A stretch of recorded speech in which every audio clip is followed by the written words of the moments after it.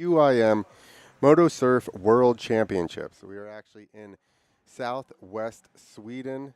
It's a 5,000 permanent resident town that actually doubles in population during the summer from April to September.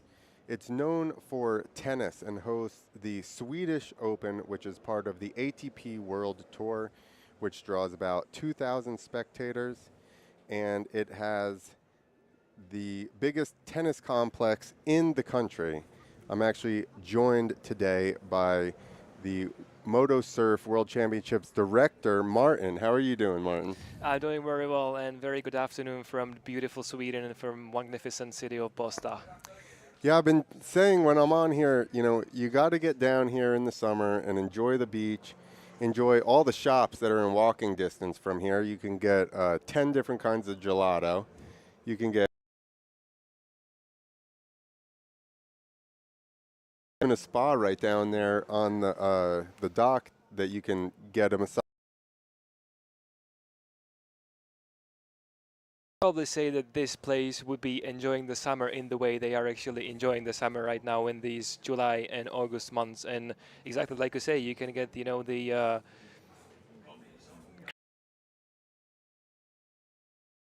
spa, you can enjoy the harbor, you can go yachting, you can go boating in the summer. I heard they even do a bit of the surfing activities out there, so it's pretty much the water place.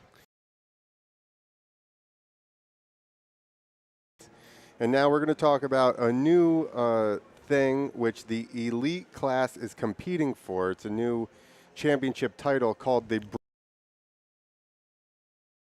Competing for the Brinks Cup in the best of the best, because the elite class, these are the fastest riders in the motorized surf roads in the whole world, and we will see later on the program they will be fighting for the Brinks Cup, and they will be definitely the guys to watch because their performances on the water are truly outstanding, and I can't wait to see who will take the first ever Brinks Cup victory of the MotoSurf. but the motors on their surfboards are actually able to be modified versus like the stock class everybody has to run the same motor, but in the elite class they can go crazy with their engines or what? They can do pretty much whatever they want. We have the certain technical regulations what they need to follow, but many kinds of modifications, and of course it's not just the competition on the water, but at the same time is the competition in modifying, in tuning, finding the little pieces, to put all the mosaic together to be the fastest out there. And that's why the stock and the stock R classes are great, right? Because you've eliminated more money in engines or any of that stuff, and basically And they draw one of them, and they never know what they are going to get. so they show up here, no motor in their surfboard, Exactly. and then you just luck of the draw, you get one of the They motors. can fly in without the engine, so the luggage is pretty lightweight, and they can just expect what engine number they will get, and but they are pretty much equal, and so far we've had a fantastic feedback on that, and we can see that the women class and in the stock class, these are the great classes to watch. And by the way, these two will be also the World Games classes, because Awesome. MotoSurf is something what is going to be listed on the World Games. Okay, cool. And the Elite R class, I like that as well because you've basically made an entry level class where you don't have to try to compete with people that have more experience in making their engines faster or whatever other modifications they're doing. Exactly. In the stock R, it's something like the door opening class for all the teenage racers that want to make the step up in the future.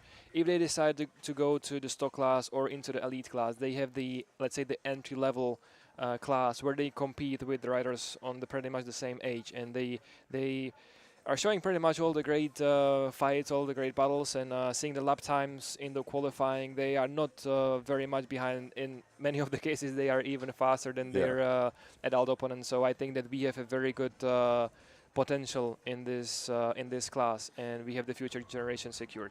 Even the stock R guys in qualifying were doing well, and they were up there in the in the times with everybody else. So I mean, they're although they're labeled as rookies, they're definitely still holding their own. Oh well, I think that we will see some of these rookies fighting for for the World Championship titles in the very near future, and it's quite likely to see. We have Vacharasak Jantor from Thailand, already showing the great performances. We have Adam Fitzek from Czech Republic. We have many more coming into this class and already knocking the doors on the adults, and it won't take long, to make the step up into the adult classes and to perform well. The last year's winner, Oliver Navarra, he made a step up into the elite class, into the Brinks Cup class, with what we will see in a couple of minutes, and he made it to the top 5 straight ahead. So Wow. Yeah, he definitely set the foundation for him to move up. What is the like? How do you go from the stock R to the stock class? Like, is it after your first season of competition, or finishing like a certain number in the series, or? it depends pretty much on the age, but in most of the cases, the stock R guys, they just perform so well, so they basically need to make the step to keep their rider skills development going on and to continue in the championship, fighting with the riders that are on pretty much the same level as they are. That's exactly the case of Oliver Navarra from the last year, because he was really unbeatable the last season. So the next path in the championship was pretty clear to make his way into the elite class straight away. Very good. Yeah, so we have a little bit of a delay here. What are they doing? Moving some of the course buoys out there. They're getting everything just finally adjusted for the main races. What I've just heard from the race direction is that the guys on the jet ski are checking for the race course, just to make sure that all the race course is pretty clean from all the seaweed and on, because of course we wouldn't like to face any kind of damages to the boards, and Right. preventing any of the racers to Have a pulling out of failure. the session. Yeah, like a DNF there. Yeah, and the wind has picked up a little bit, so I guess some of the debris and stuff is getting pushed in there from the. That will be the case. That's the case of MotoSurf. MotoSurf is very tricky in terms of the weather conditions, because you have the wind change throughout the day. We have the long schedule. We start early in the morning with the free practices, then we have the qualifying sessions, then we go to the heats in the afternoon, and of course the sea conditions, they might change. Yeah, during practice, I started in the beginning, and by the end, it was starting to get choppy. Some of the riders had a little bit of issues in some of the turns, falling just because you get caught by one of these little, waves, and it's not very much you can do. Exactly. I think it will be very interesting to watch, because we can see bigger and bigger throughout the afternoon, and they've trained so far on all the very flat water this afternoon and also in the morning sessions. So let's see how they can face, the challenges in the heats, because in the heats, they have to go for the maximum to get enough points to make it to the finals. So let's see how they can how they can challenge the waves. So out of your heats, you are what are you narrowing it down to that goes into the final? Yeah, in the heats.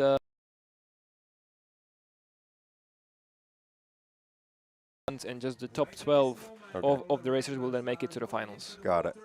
So that's your. And then there are two rows for starting. There are 2 rows for starting, because there are 12 people in the group. So there's the first row with 6 people, and there's the second row with another 6 people. They need to keep the distance of the length of the board, and that's the procedure. Right. That's I watch. Sometimes they end up doing an extra lap, and I'm like, the extra time, are your feet getting more tired and and your calves? Well, in many these are very, very demanding sessions physically. Yeah. The elite, they go for 10 and 9 laps or might find a little bit of the advantage, through the physical conditions, which play a main role in the last stages of every final. Yeah, and I've watched some, and somebody will get out front, and then eventually, though, they're continuously clicking off the same laps, will end up moving his way forward. So besides just being a good rider,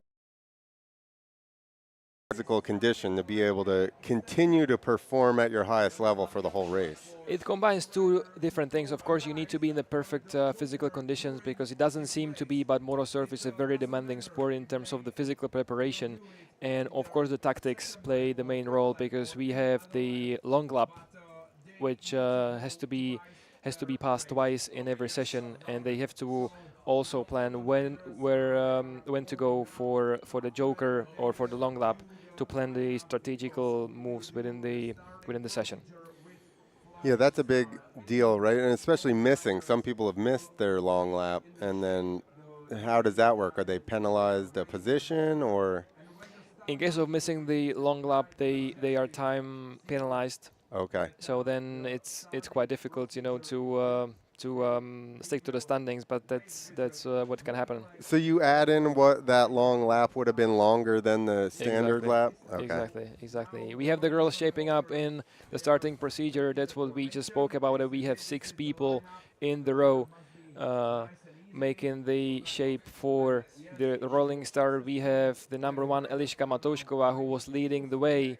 She's the reigning world champion. I think that she's the girl to watch because Yeah. she is one of the fastest girls in the world on the motorized surfboard for now. And she did not disappoint in qualifying practice either. Came right out, put it on top. Eliška is always a safe bet. She's always on top and she's always fighting for the first places. And yeah, we see her, in the top. Of course, she will be definitely very, very keen on representing the Czech Republic in the World Games. And as a reigning world champion, she is definitely very close into getting there. Yep, she put herself out front here already. And what are they doing? Are they Yeah, calling it seems like we have a restart? We have some of the girls in the water, so they will need to shape up once again. Normally in the heat number 1, which is the heat what we are seeing right now, they have to make the practice start. And it seems like there's number 2, Natalia Kachlíková, facing some issue. Hopefully it's not the seaweed in the jet pump, but it seems like starting procedure and she will rejoin very soon. So we can make the starting procedure and we will start racing for. If you're close to feet are close to getting tired, right? And now you have to do a half a lap and then start back over again. You're like, come on, let's get going before I wear my legs out. Sometimes even getting back on the board after a few laps is not that easy. Yeah. You can really feel it. That's what I was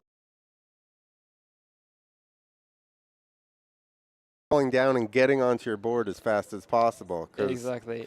That's part of the mosaic you need to have as being a very good racer. To get Yeah, fast exactly. on the If board. you go down and you're not that good at getting back up in the water, then you're going to lose way more time. Exactly. There are even some training practices for that, how to get back on the board Yeah. super fast. We have even some of the racers that can actually crash on the back and get back on the board, which is truly outstanding, just to see. Matías Novotný is one of the best. Juan Pablo Urquidi from Mexico is pretty skilled in this as well, and so they can recover the crash even on that board. So we can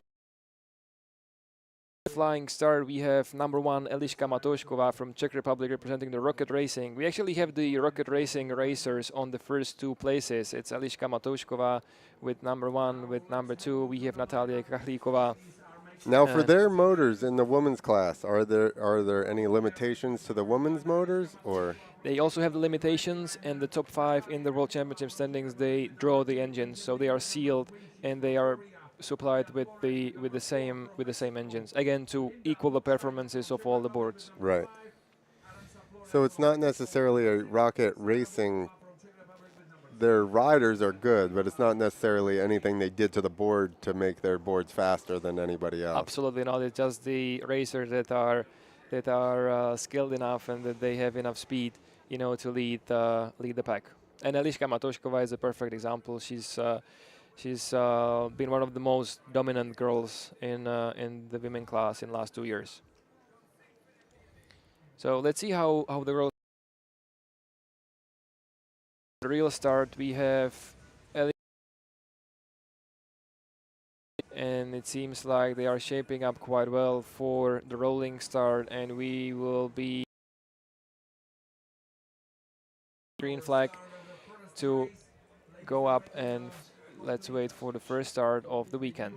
So you're just making sure that they're all equal starting position. Exactly, that's the job on, and that's the burden all on the shoulders of the judges, because they have very short time to evaluate the situation and about the positions for the rolling start. So that's why the girls are making the circles around, because they need to be shaped Tighter. up, and they have to be tighter just to, of course, all the marshals on the water, the judges and everybody, they have to, if they are shaped up well or not, and then to, in case they are not lined up well, they need to repeat the whole starting procedure.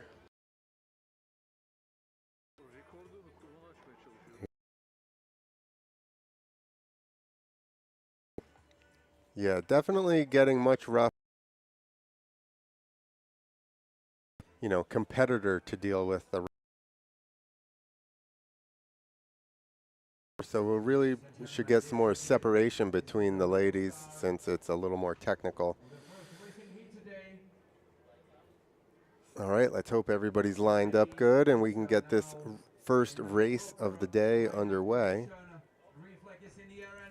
And the green flag is down, and we are racing. We are going to the first heat of the Utsikt GP of Sweden, and we have Eliška Matošková leading the way, defending her position as leader. Natalia Kachlikova with number 2 following her, and it seems like Eliška has everything under control. Natalia Kachlikova goes second, and we have Eunjin Lee from South Korea and Alaya Flores from Mexico following the way in the third and fourth respectively. They are going throughout the split section, which is extremely tight this weekend, and it will be very, very difficult section to pass, especially on the choppy conditions. But let's see how the girls can face this challenge in the heat number 1. Yeah, I have been watching, and a lot of people have been favoring the left side of the split here, and I don't know if there's necessarily a reason for that, but I do see that Eliška keeps going to the right-hand side, and that may be to stay away from the rest of the traffic, I'm sure. Yeah, it depends, because everybody feels different in any side of the split. We also have to remember we have 2 riding positions on the motorized surfboard. Actually, we have the regular position and we have the goofy. So Yep. it depends where you feel better and where you feel faster. I see that it's predominantly goofy on the MotoSurf, riders, where I feel like you would normally see more regular stance riders. Well, in MotoSurf, I would say the goofy is the majority, and in this group we have I think all of the girls they go goofy. That's why also the organization of the race for every single GP, we change the race direction into abilities if you are goofy or if you're regular, so they have the equal chances to No to advantage perform well.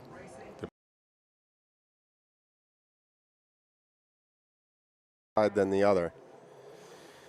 Eliška apparently, though, doesn't have any problem with turning either way. She can handle it. She is stretching her lead out here. For Eliška, there's never any kind of an issue. She knows exactly what has to be done, and it's just to score the victory and to make it to the finals and then to make it to the championship and go from every single GP to the other, scoring the maximum points. That's her strategy, and that's her philosophy.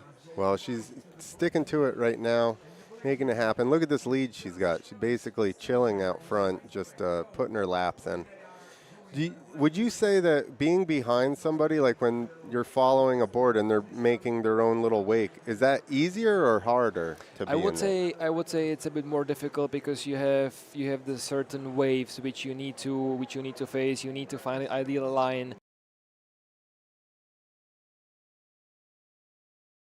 And of course, being in the position of the following rider is not an easy task.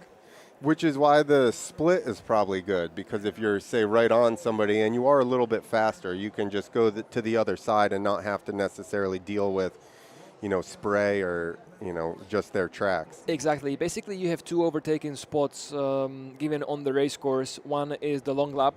That's the one overtaking hotspot, and the other one is the split. So you can prepare the rider in front of you, and if you're fast enough to make the move and to make an overtake within these sections, these are definitely the two places where you are most likely able to do it. And we see Eliška Matošková opening the leading gap over 7 seconds now, and she seems like she is controlling the race with a great speed and without any pressure on her shoulders. Now the question is, when do we start seeing the long laps? I don't think so far anybody's actually gone and taken their long lap. Eliška could go out there and do the long lap and still be, untouchable. we see the two Apex pilots racers, Eugene Lee and Linda Luxscheider, taking their long laps. So they will have the first out of 2, and this will be very close for Linda and her teammate Elizabeta Fajtová making her way back from the Joker. But in the lead we have Eliška Matošková, who still hasn't, decided to take any of the long laps, and she can pretty much decide whatever she likes, because she's not behind any of the slower riders from the 1 lap behind. So she has a clear way. So there is no pressure for making the jokers, but she is raising the hand and she is going for the long lap. So she is taking the long lap for the first time in the session, and let's see what number 2 in the session, Natalia Kachlíková, her teammate, will decide, and she goes to the long lap as well. Interesting strategy. I guess it doesn't make a difference if you stay the short lap, right? You still have to do then the long lap, so it's not like you make anything up. Definitely, yes. And we see that on the exit from the Joker, there was Alaya Flores from Mexico taking the lead for a couple of the seconds, because she was still on the normal course, but then she went to the long lap as well. So Eliška Matošková was able to retake the lead, and she is the current leader, wearing the shorts number 1, representing Rocket Racing, and defending her World Championship title from the last year. And just doesn't make any mistakes. That's the thing with her. Like, you watch, her turns are all perfect. Just always keeps good momentum. Never like digs the board in extra hard. Just very, like planned out. It's one of her biggest advantages, because she's always very calm on the board. She doesn't do very mistakes, like many mistakes, and she's always very consistent. That's the key point, and that's why she is one of the fastest ladies in the world and the most consistent ladies. She's one of those people that don't look like they're going fast, and they just are. They're Exactly. Well, it will be very interesting. She's not in the group with her main rival, Aneta Sloukalova, another Czech girl that she was fighting for the World Championship with last year, and they are pretty much close in the World Championship standings also this year. So we will see when they meet up in the finals or in any of the heats. And we see Eliška taking the second joker. Natalia Kachlíková took the lead for a couple of seconds before she took the long lap as well. Now Eliška is back from the second long lap, and she is in the lead. So I don't think there's anything a part of any kind of the mistake like the crash, but it seems like Eliška is in charge. She is in the lead, and she has opened a very comfortable gap to control the heat number 1 of the women class. Even a crash right now, I don't think would, she'd still probably be able to get up. I think somebody else needs her to suck some seaweed up in her engine at this point. Exactly. So. We have the checkered makes it the first place in heat number 1. We have Natalia Kachlíková, her teammate from Czech Republic, making it to the second place. And Eun-Jin Lee from South Korea is just on her way to cross the checkered flag in third. Mexico will make it in fourth, and a very close battle between Linda Luxscheider and Elizabeta Fajtová will play for Linda Luxscheider.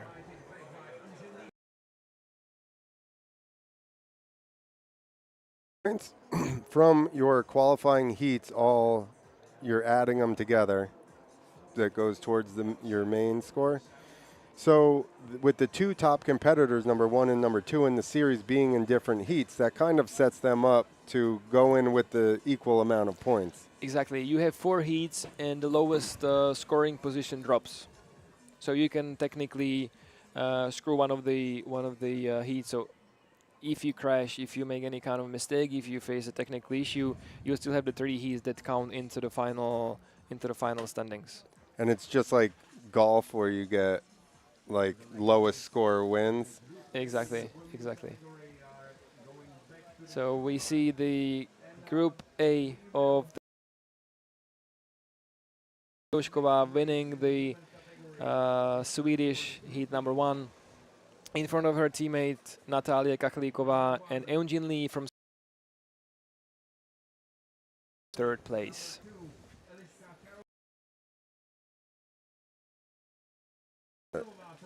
Heat for the women's to come out. They are making their way back to the shore because they have the technical control straight after the heat. They need to bring their board into the park from May section where all the boards will be checked because they all need to compete with sealed engines, the top 5 in the championship. They are under the constant supervision of the technical commissioner to make sure that all the boards are equal, there are no technical modifications, and this is controlled after every single session. Awesome. Yeah, so you're definitely making sure there's an even playing field for everybody. Exactly. So now how long, they don't need to wait for them to finish their inspection for the next race to come out. They'll come out now. We have the Group B lined up on the shore already. In the meantime, the Group A will go under the technical control. They will be controlled like super quickly, and in a few minutes we will have the Group B on the water fighting for the points for the finals. That's right. And like you said, these do matter because these points are going towards their final overall score. So we're